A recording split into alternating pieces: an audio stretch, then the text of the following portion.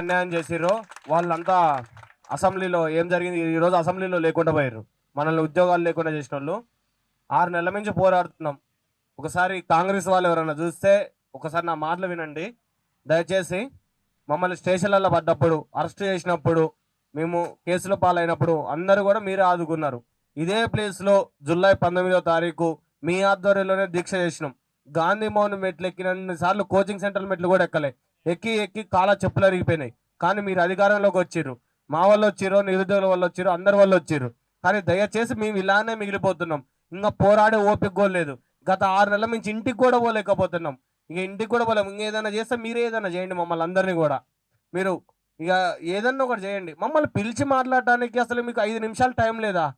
మరి ఇంత పరిస్థితి అంటే మీరు మీ స్థాయిలకు మీరు రాకపోవచ్చు. కనీసం కింద అధికారులు అయినా ఉంటారుగా, ఒకళ్ళు ఇద్దరిని పిలిపియండి. మాలాంటి వాళ్ళని కాకపోయినా ఇల్లు ఉన్న అన్వర్ సార్ లాంటి వాళ్ళని, జసన్ లాంటి సార్ అని, అశోక్ సార్ లాంటి వాళ్ళని, ఇంకో 2-3 మేధావులు తీసుకుని వాళ్ళు పోతే వాళ్ళు రిప్రజెంటేషన్ ఇచ్చిన తర్వాత లాయర్ రమేష్ చిల్లా సార్ లాంటిని, శరత్ కుమార్ సార్ లాంటి వాళ్ళని పిలుచుకొని ఒక 5 నిమిషాలు మా డిమాండ్ లేని వాళ్ళ డిమాండ్ లేని ఒక్క 5 నిమిషాలు మా కోసం టైం కేటాయిస్తే అయిపోతుందిగా.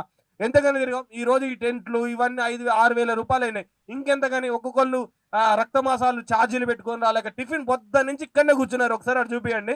పొద్దున్న నుంచి ఇక్కడ ఒక్కళ్ళనే లేచిర్రా? ఏం భోజనాలు తినక ఇంకెంతకాలం? ఇంకా ఓపిక లేదు, పోరాడే తత్వం లేదు. అయిపోయింది. ఉన్న డబ్బులు కూడా అన్ని ఊడ్చిపోయినాయి.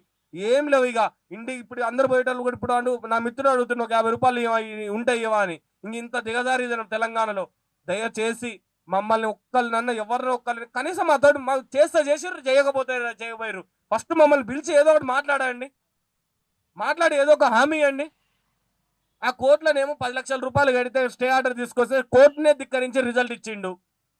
ఇంకెవరిని చేయాలి? ఎక్కడికి వెళ్ళాలి? కోర్టు చెప్తా కోర్టు మాట వినరా? విద్యార్థులు చెప్తా విద్యార్థుల మాట వినరా? ఎవరు మాట వింటారు? అసలు తెలంగాణలో ఆంధ్రలో పెత్తనం ఏంది అసలుకి? ఫస్ట్ అసలు మాకు చేస్తే చేయకపోయారు కానీ ఆ బోర్డు చైర్మన్ తొలగించండి ఫస్ట్. మేము మాకు ఉద్యోగాలు లేకపోయినా ఏం కాదు. ఇంత ఇంత చిల్లరగా ఇంత గలీజ్గా లేబర్ వాళ్ళని చూసినట్టు చూస్తాడా బోర్డు చైర్మన్? 100 సార్లు వింత పత్రాలు ఇచ్చిన టీఎస్ఎల్ఆర్బి బోర్డు చైర్మన్ గా అల్లా ఇంకెంతకనీయం? పేగులు అరిగిపోతున్నాయి. మాట్లాడి మాట్లాడి గొంతు. ఈ జియో నెంబర్ బుక్కులో చదివిన దానికన్నా ఈ చదివింది ఎక్కువైంది. చదివి నోటిఫికేషన్లో మేము క్లియర్గా నేను రాసిన బహిరంగ లేఖని మాది గనక నోటిఫికేషన్లో మీరు ఇచ్చినట్టు క్లియర్గా మేముండి మేము ఏదైనా చేసినట్టయితే మా మీద 420 కేసులు పెట్టండి, చీటింగ్ కేసులు.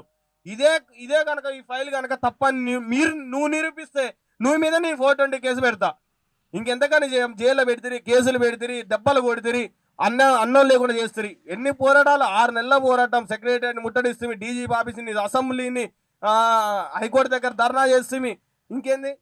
డీజీపీ ఆఫీస్ 2 సార్లు సెక్రటరీ అన్ని చేసినావు. రోడ్ల మీద చేసినావు, దీక్షలు చేసినావు, వింత పత్రాలు ఇచ్చినావు, అసెంబ్లీలో మాట్లాడిచ్చినావు, హైకోర్టులో కేసు వేసినావు, గవర్నర్కి వింత పత్రం ఇచ్చినావు. ఇంకా ప్రధానమంత్రి రాష్ట్రపతి మిగిలిరయ్యా. మాకు ఎవ్వరు లేరు మిగలడానికి. ఇక వాళ్ళిద్దరు కూడా ఇచ్చే స్తోమత అంటే ఢిల్లీ పోవాలంటే మేము ఎవరైనా ఒక 4 కిడ్నీలు అమ్ముకోవాలి. ఇక ఇంకేం చేయమంటారు చెప్పండి? ఇక మీరు మాత్రం ఇక దయచేసి 1-2-3 వింత పత్రాలు ఈనోడు అసలు మిగల్లే తెలంగాణలో.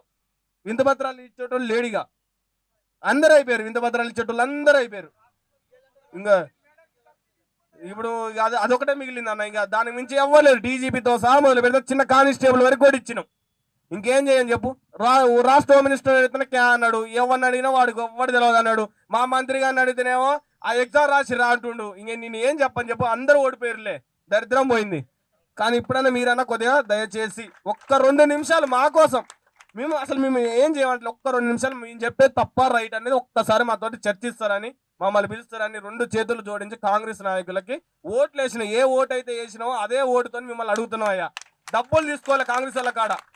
నిన్నైతే మా నల్లగొండ ఎమ్మెల్యేలకైతే అందరికీ నేనైతే శిరసు వహించి నమస్కారం చేస్తున్నా. ఎమ్మెల్యేలకు ఓటు వేసినందుకు నేనైతే గర్వపడుతున్నాను. ఎందుకంటే టీఆర్ఎస్ ఎమ్మెల్యేలు మమ్మల్ని చీప్గా చూసిర్రు.